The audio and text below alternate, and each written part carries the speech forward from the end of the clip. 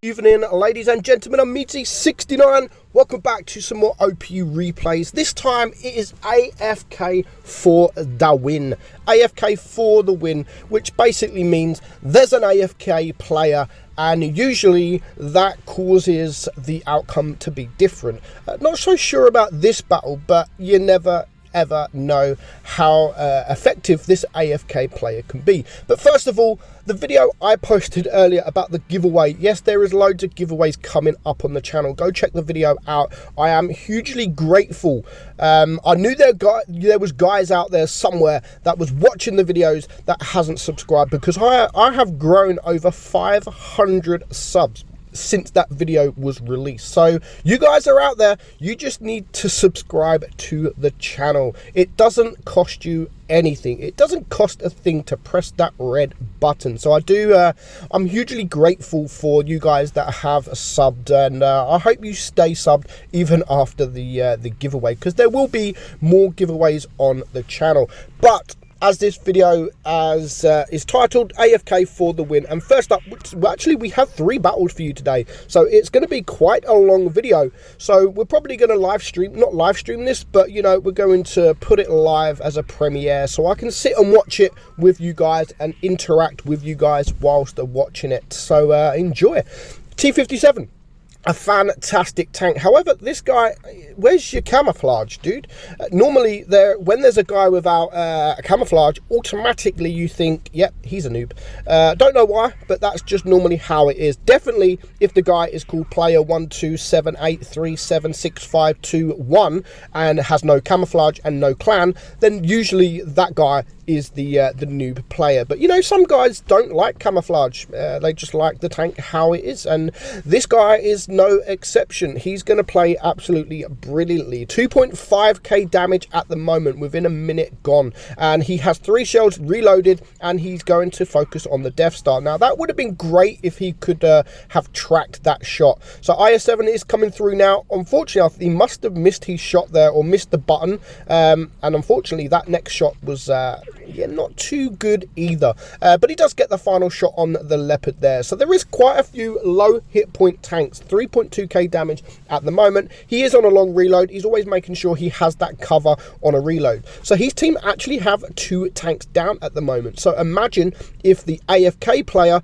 was also available, or not AFK, then it could be completely different. Now that there was very, very lucky. Him and the other guy there, nice double shot on the Death Star, and that was, he couldn't have picked a better timing to clear that Death Star, because he was about to get heshed or high damage done to him. So 4.3k damage at the moment, or a little bit more now. He is going to try and focus on this IS7. You can see he's always trying to get cover. He's trying to not expose his hull as long as he needs to. So he is reloading, sorry, and he is now backing up. Now you could either go for the IS7 here once you're reloaded, or he could go and help his teammate, the Yo, try and deal with this Vickers. Now, probably dealing with the Vickers is the right idea, because he's a mobile tank, and these 2 guys together could actually clear this guy very, very quickly. Now, that was a nice high roll there, which means he can actually take this guy out nice and easy with the whole magazine. And there he is gone. So that's 1 kill, and it's 4 versus 4. You can see that this, I mean, 3 of the tanks are very, very low hit point, and we haven't actually seen the last tank. So the last tank is actually the FV4005. He's the one that has gone AFK. So 6.5k damage now, 3 versus 3, but of course it's actually a 3 versus 2. But even though there's still 3 tanks left alive, when it comes to this this AFK player, as I said at the start of the battle, like, if he was actually alive doing damage, then who knows, our guy here in the Yo, our guy in the T57 may have not survived this long, or they may have not have had the hit points that they've got. So there goes the IS7. He likes his heat, this guy. I do admit he does like his heat. Doesn't need the heat, but he wants to guarantee the pen, I suppose, and he gets the kill. So 2 kills now, 7,000 damage with just 1 tank left alive. Where is this AFK? Now, this never happens to me. I'd love this to happen to me. Let me, says the T57. I'm on 7k damage. Please let me. Negative, says the Yo. Fair play, Yo. He's not letting. If he wants the damage, he's gonna actually have to earn this damage. So 2 minutes left on the clock. Are they actually going to cap? Are these two guys going to cap? Surely not. I thought they would have chased the damage there, but no, they are actually staying put. And here the FV is full hit points, 1800 damage. He gets 3 shells into him, leaves him on 64 HP. And now is the point where you can go, come on then, guys. You can steal the kill, and I'm just going to ram him as much as I can. So not a bad battle there, but I do think maybe it could have been a different outcome. Who knows? But still a decent battle, 8.8k damage, and it was a ratings battle at that as well. So moving on, there was the T57. Let's go with the Chieftain Mark 6 from Skills from the Vale clan. As we know, Vale are a top clan, so I haven't seen these battles, but I'm expecting nothing else but an OP replay, especially on Mind's map on this tank. A great map for a tank like this. You do have to watch that hatch, however, because if you go to the middle, that hatch can be penetrated. Now, I don't really like this map when there's so many TDs. It just becomes a sort of a campy game. Now, there's 3 TDs on each team, and I'm betting my arm that one of these guys will go into this corner, maybe even 2, but I'm wrong at the moment. The Tortoise is heading towards the middle, the E4 is heading towards the middle, and it does look like the Jaegeru is heading towards that spot. So it's at least it's not going to be a proper campy game. Not all the TDs are actually camping, which is a good start. I like that. You don't have to camp on this game, and especially tanks like the E4 and maybe even the Tortoise, they have gun depression.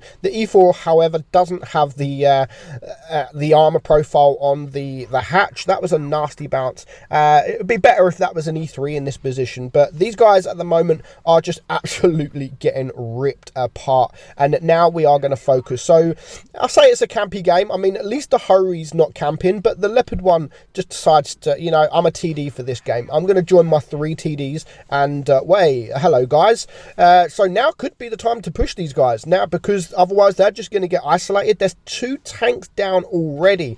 That is very quick, and they need to do something. They need to either pull back behind and go for the tanks behind, or they need to push forward and try and get the hill, or so they have sort of side shots on either side, or they need to take these guys out. At the moment, our guy doesn't really know what to do, because if he pushes, I don't think anyone will actually push with him. And that's the thing when it comes to this kind of situation. Like, you know you need to push, or you know you need to back up, but if you do that, your team will probably not follow suit. Now, the E50 has decided to push forward. Probably not the best of tanks to push forward, because he's now just going to get torn apart.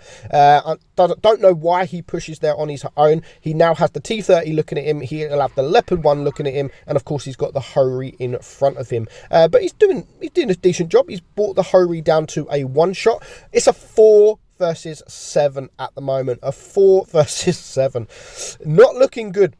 And as I've said, this guy behind the Tortoise he's about to die as well. There he goes. So it is now a 3 versus 7. There is a couple of low hit point tanks. The Hurry there, the Hurry that was the other side is pretty much a 1-shot as well. And he does manage to take out the Hurry. So it's now a 2 versus 6. He does have the Jaegeru at the back to cover. But what's he going to do? I would probably wait just a little bit. You can see what he wants to do. He's just going to wait. And if they push together, he's just going to back down. As I've said, he is a great player. And what does he do? So here comes the Leopard one. Is he going to back down? That was a nasty shot, and a nasty he didn't really need to take that, but you know, he has to deal with these guys, and he is going for the HE shot onto that Leopard. Hopefully he can bounce a shot, but unfortunately doesn't. But he should be able to take care of that guy now to bring it down to a 2 versus 5. Chieftain, you are doing well. Yes, he is. Thank you. What's going on?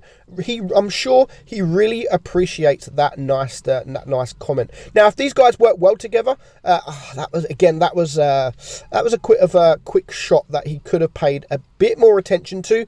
But he had all the time in the world now.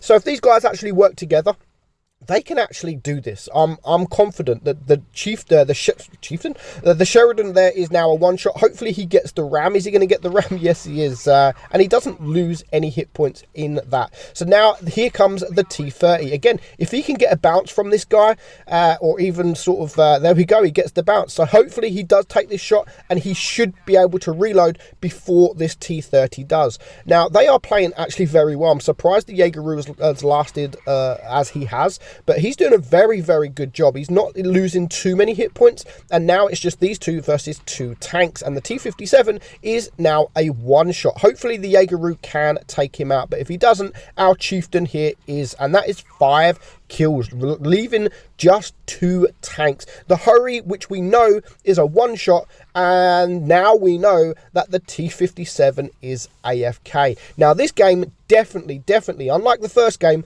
I would have definitely been a different outcome if this T57 wasn't AFK. Now the situation is, our guy is on 5.6k damage.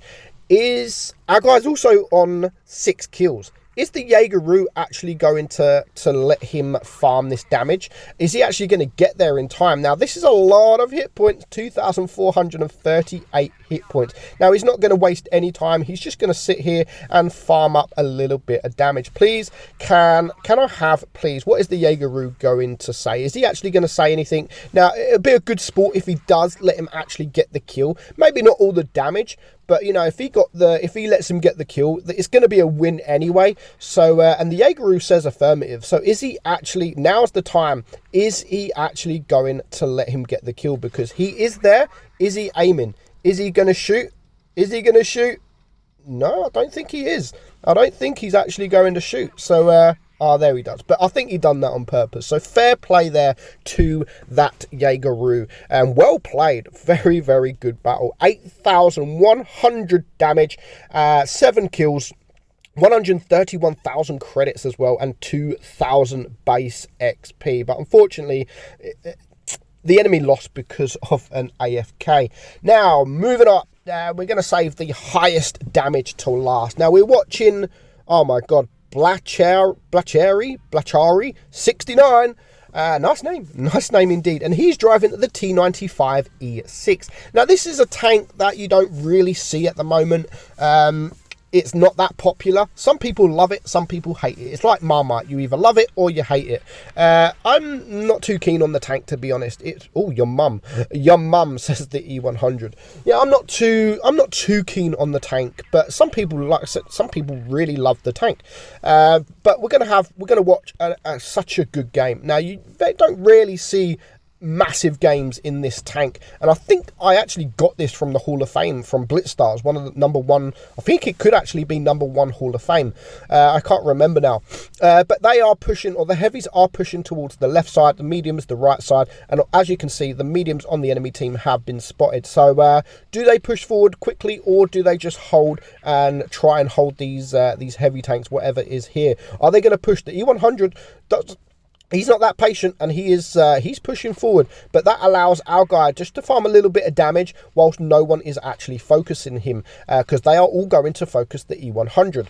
So that's perfect for him. The T57 is pushing forward. I would personally leave the T57 at the moment and go for the Jag Tiger, but they are actually going for the E100, but he couldn't really get that shot on the Jag Tiger, so he's just going to wait. And now I thought he's going to have shoot the gun there for a second, but the E100 has managed to get out the way. He does lose quite a bit of hit points, but the most important thing at the moment is he is still alive. Now the T57 Heavy, he is now going for this E100, and unfortunately for him, he bounces his first shot, he bounces his second shot. Is he going to bounce the third shot?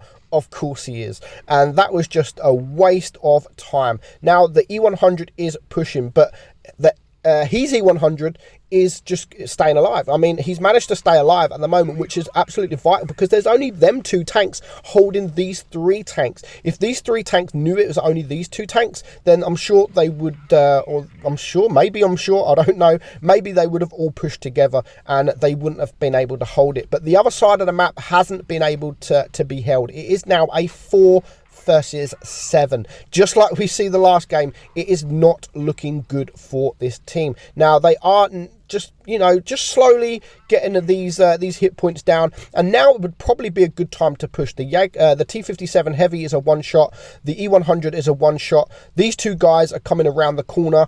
I mean, he's going to turn around now and go for this Yag Tiger. Now, it is a 3 versus 6. There goes the T57 Heavy. That was an unfortunate shot on the Yag Tiger there. But he's not rushing. He's being very, very patient. Now, there is only one guy, one other Heavy here, the Motion. Not sure if he's actually AFK or if he's doing anything. Not 100% sure. But they do manage to take care of that guy. And now it's just this E100 here. That is a one-shot. Hopefully, he can deal with him. Is he going to do it? Yes, he is. There goes the Motion. So it is now a 2 versus 4. Now, they have just spotted the IS-8, and I love the fact that he's not heading towards him. He is just staying put because he, I think, knows that he's AFK, same as the E100. I think now if they head towards this IS-8, trying to farm a little bit of damage, I think it could actually end up in a loss. But our guy is now on 5.4k damage. He's got 3 kills, and that was a nice shot from the E100. But if this Progetto pushes the E100, it will be game over for our guy here. They play pretty well, to be honest. These two, they've literally held this side of the map all alone. But I don't think this E100 is going to stay alive. The Progetto only needs to reload 1 shot, but that will be his last shot he reloads. And now it is a 1 versus 2. Luckily for him, this TVP is, he bounces a shot there, and he's only a 2 shot. So now he's actually on a big reload. That was, again, was a rushed shot. But this tank is quite quick, actually. So he's just going to chase him. He's going to use a bit of HE into the rear, but unfortunately turns just as he shoots. Excuse me.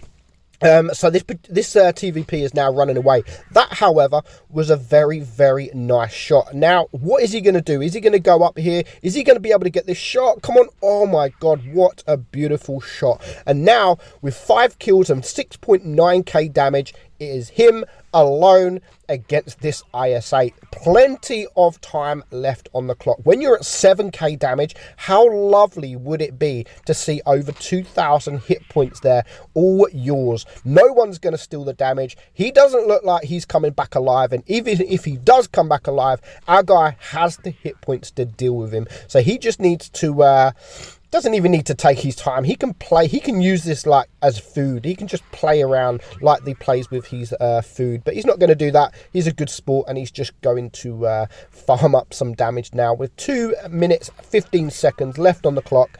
5 kills, 8.4k damage, and a bit of a gun salute there, and he's going to get 1 more shot into him. Ling brings him down to a 1-shot salute from the cannon, and he is going to get his 6th kill. So very good games there from all 3 guys. But again, as I've said, they were all lucky with these AFKs. Maybe the first one could have still been a win, but definitely the last 2. If those guys wasn't AFK, it would have no doubt been a loss. But 9,002 damage, 2,000 base XP, and very nice battle. So thank you all for watching. Thank you for tuning in. Hope you enjoyed the video. I'm Meadsy, and I'll catch you all very soon. Bye bye.